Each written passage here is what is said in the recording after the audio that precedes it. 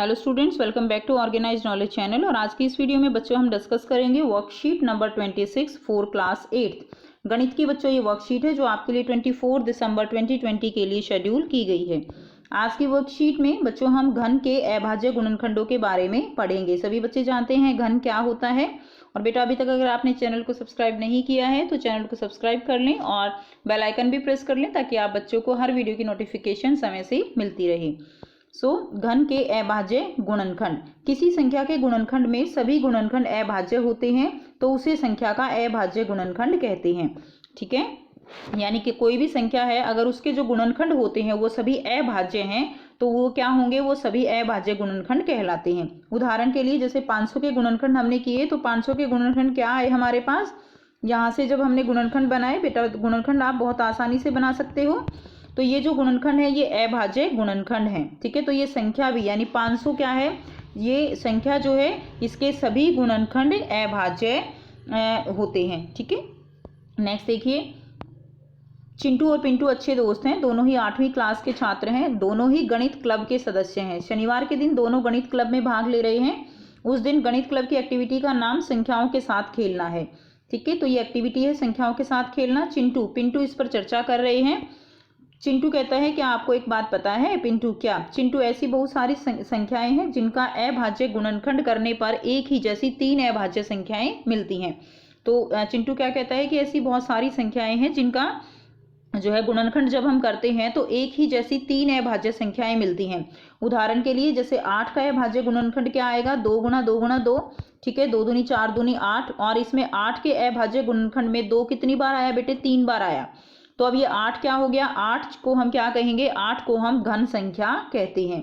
पिंटू, तो क्या यह आवश्यक है कि किसी संख्या के अभाज्य गुणनखंड के बाद एक ही प्रकार की संख्याएं हों, यानी क्या यह जरूरी है कि हर एक में जैसे 8 में 2 जो है 3 बार आया, क्या हर संख्या में जितने गुणनखंड आएंगे वो सभी एक ही संख्या आए? तो ऐसा बिल्कुल जरूरी नहीं है।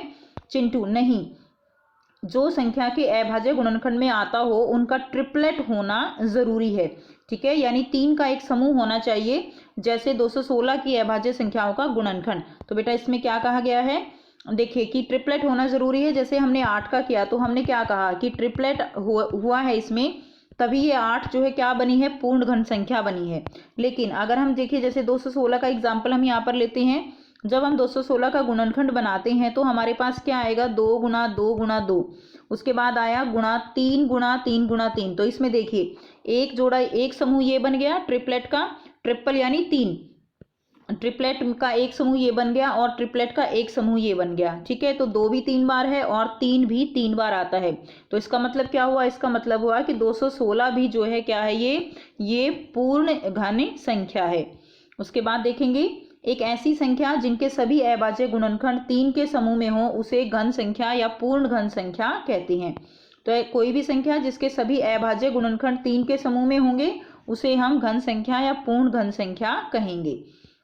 उसके बाद देखिए बेटा, राम के पास जूते का एक बॉक्स है। तो राम के पास जूते का क्या है बेटा, एक बॉक्स है। और इस बॉक्स की क्या दी गई है, इसकी लंबाई, ऊंचाई और चौड़ाई तीनों चीजें दी गई हैं, 15 सेंटीमीटर, 30 सेंटीमीटर और 15 सेंटीमीटर। ठीक है, अब जो ये जूते का बॉक्स है वह इस प्रकार के बक्सों का उपयोग करके एक घन बनाना चाहता है। तो जो ये बॉक्स है इसका प्रयोग करके वो क्या बनाना चाह रहा है, वो एक घन बनाना चाह रहा है। ठीक है, तो घन कैसे बनाएगा, वह इस प्रकार के बक्सों का उपयोग करके जो घन बनाएगा उसमें आपको बतानी है कि न्यूनतम कितनी संख्या ले वो बॉक्स की। ये तो जो मेजरमेंट है ये एक बॉक्स की है, आपको बताना है कितनी जो है संख्या ले। तो घनाभ का आयतन निकाल लेंगे। घनाभ का आयतन क्या होता है, लंबाई गुना चौड़ाई गुना ऊंचाई। तो यहाँ से 15 के गुणनखंड निकाल लिए तो कितना आया, 3 गुना 5। 30 के निकाल लिए तो कितना आया, यहाँ से आया 2 गुना 3 गुना 5। फिर से 15 के गुणनखंड किए तो आ गया 3 गुना 5। अब यहाँ पर देखिए, अगर आप यहाँ पे ध्यान से देखें तो बेटा देखिए 3 एक बार, 2 बार, 3 बार। ठीक है, उसी तरह अगर आप यहाँ पर 5 को देखें तो देखिए 5 5 और 5 भी 3 बार आ गया। अकेला क्या बचा, अकेला बचा केवल 2। यानी ये जो संख्या है, ठीक है, इनके गुणा करने से जो संख्या आएगी वो जो है पूर्ण घन संख्या नहीं होगी। तो उसको पूर्ण घन संख्या बनाने के लिए हमें क्या करना पड़ेगा, ये अकेला रह गया है 2, तो 2 गुणा 2 और लेना पड़ेगा, और यानी हमें इसको कितने से गुणा करना पड़ेगा, हमें इसको 4 से गुणा करना पड़ेगा। ठीक है, यानी 2 बॉक्स और चाहिएंगे। 2 गुणा 2 यानी इसका मतलब क्या है कि इसका मतलब है कि जो है इस मेजरमेंट के 2 बॉक्स और चाहिएंगे, तब जो है ये पूर्ण घन जो है बन जाएगा। ठीक है, तो इस प्रकार राम को 2 गुणा 2 4 बक्सों की जरूरत होगी। उसके बाद देखिए निम्न में से कौन सी पूर्ण घन संख्या है, ये आपका क्वेश्चन सेकंड है। उससे पहले हम ये करेंगे, संख्याओं के अभाज्य गुणनखंड हम यहाँ पर निकालेंगे। तो आइए बेटा 4 जो है आपको दिए गए हैं, तो चारों संख्याओं का हम अभाज्य गुणनखंड यहाँ पर निकालते हैं।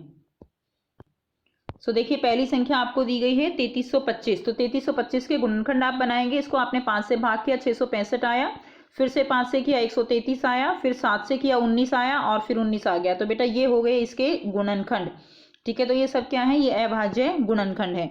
उसके बाद देखिए दूसरे नंबर पर है, ये बहुत आसान है, आप बहुत आसानी से इनको निकाल सकते हो। उसके बाद दिया गया है 1728। 1728 को 2 से भाग किया 864 आया, फिर से 2 से किया 432, फिर से 2 से किया 216, 2 से किया 108। आगे बेटा इस तरह से आपने इसको भाग कर दिया। ठीक है, तो ये जो है सारे क्या आ गए हमारे पास, ये हमारे पास सारे गुणनखंड इसके आ गए। तो इनको हमने यहाँ से यहाँ पर लिख दिया।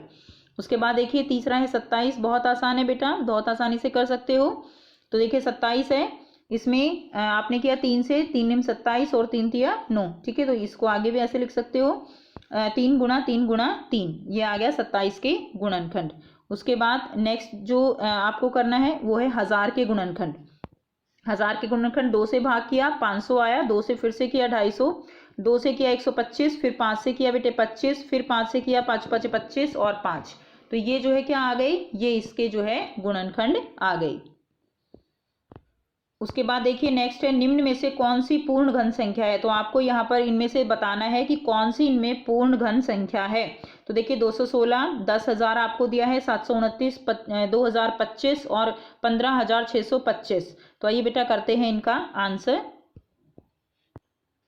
सो बेटा ये है आपका फर्स्ट है। तो इसमें देखिए सबसे पहले हम क्या करेंगे, दी गई संख्या के जो है हम गुणनखंड बना लेंगे। हमने 216 के गुणनखंड बना लिए, यहाँ से 2 से भाग किया 108, फिर 54, फिर 27, 9, 3। अब क्या किया हमने, इनको जो है इस तरह से लिखा, और हमने देखा कि 2 गुणा 2 इसके जो गुणनखंड आए वो आए 2 गुणा 2 गुणा 2 और 3 गुणा 3 गुणा 3। तो हमने क्या देखा, हमने इनको जो है ट्रिपलेट की फॉर्म में इनको ऐसे जोड़े बनाए इनके। ठीक है, तो ये एक ट्रिपलेट का समूह बन गया 2 का, और ये 3 का समूह बन गया। कोई भी संख्या हमारे पास जो है बिना समूह के नहीं है। इसका मतलब क्या है, इसका मतलब यह है कि 216 जो है वो एक पूर्ण घन संख्या है। तो बेटा ये आप हिंदी में जो है लिख लेंगे, 216 पूर्ण घन संख्या है। ठीक है, नेक्स्ट देखिए, नेक्स्ट दिया गया है आपको 10,000। तो 10,000 में इसके गुणनखंड हमने बनाए, 2 से भाग किया 5,000 आया, फिर 2500, फिर 1250, फिर हमने इसको 2 से किया तो 625 आया बेटे। उसके बाद 5 से किया हमने 125, फिर 5 से किया 25, और इस तरह से हमने इसके गुणनखंड बना लिए। अब हमने इसको समूहों में देखा, लिखा इसको, तो 3 का समूह एक ये बन गया, एक 5 का समूह बन गया, अकेला क्या रहा, एक तो 2 अकेला रह गया और एक 5 अकेला रह गया। यानी अगर इसको पूर्ण घन संख्या बनाना होगा तो हमें 2 तो और 2 चाहिए, और 2 और 5 चाहिए। ठीक है, तभी ये बन सकती है। इसलिए हम लिख देंगे केवल कि ये जो है 10,000 पूर्ण घन नहीं है। ठीक है, नेक्स्ट देखिए बेटा, नेक्स्ट है 729। 729 के भी हमने गुणनखंड बनाए, 3 से हमने भाग किया 243, 81, 27 और बेटा फिर 9, इस तरह से हमने बना लिया। अब तो ये आप बहुत आसानी से कर सकते हो। तो देखिए हमने इनको जो है 3 गुणा 3 गुणा 3, 1 2 3, 1 2 3, तो 3 3 के जो है ये 2 समूह बन गए ना ट्रिपलेट में। तो इसका मतलब कोई भी संख्या नहीं बची है, कोई भी गुणनखंड जो है बिना पेयरिंग नहीं बचा है। तो इसका मतलब क्या हुआ कि 729 जो है वो पूर्ण घन है। उसके बाद देखिए बेटा नंबर 4 करेंगे 2025। 2025 के भी हमने गुणनखंड बनाए, 5 से इसको भाग किया 405, फिर 5 से किया 81, 3 से किया 27, 3 से किया 9, 3 से किया 3 आया, और इस तरह से हमने फिर इसके जो है ऐसे ही गुणनखंड को हमने लिखा, और हमने देखा कि केवल एक ही जो है समूह यहाँ पे बन रहा है, बाकी नहीं बन रहे हैं। तो इसका मतलब क्या है कि 2025 पूर्ण घन नहीं है। आप ऐसे लिख देंगे 2025 पूर्ण घन नहीं है।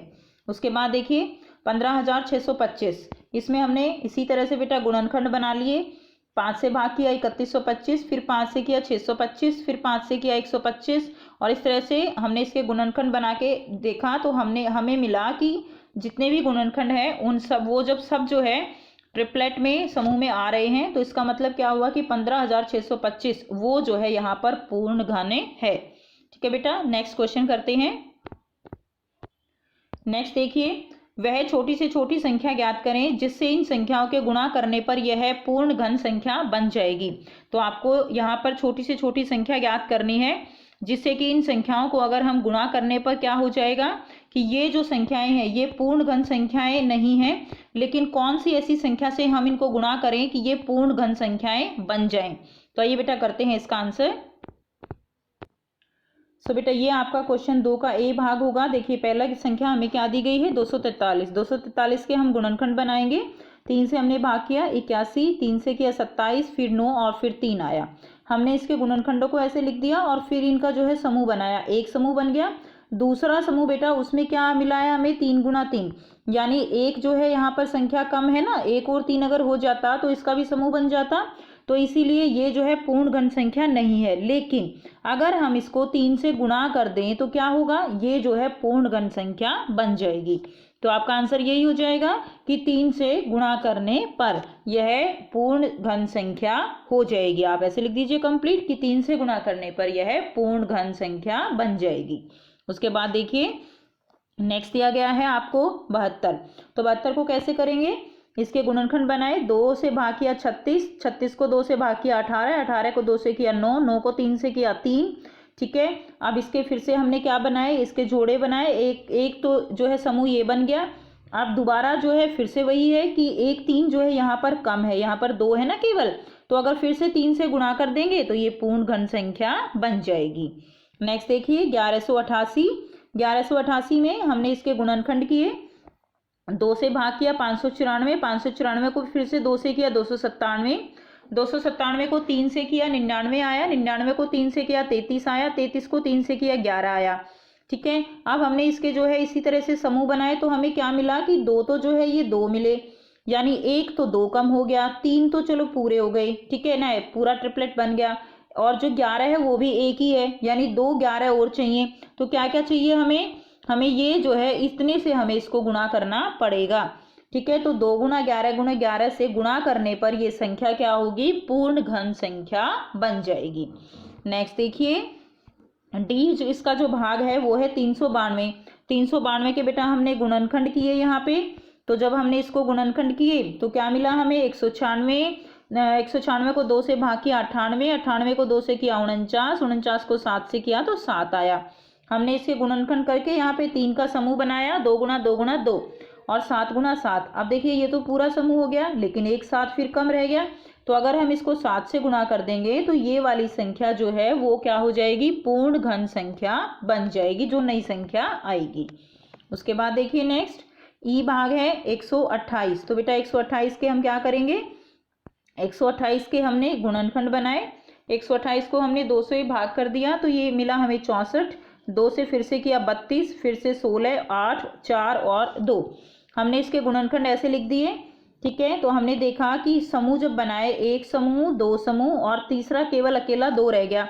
यानी अगर इसको जो है 2 गुना 2 4 से गुणा कर दें तो क्या होगा, जो हमारे पास संख्या है, संख्या क्या है 128, तो ये जो है 128 को अगर हम 4 से गुणा कर दें तो जो आएगा वो जो है पूर्ण घन संख्या होगी।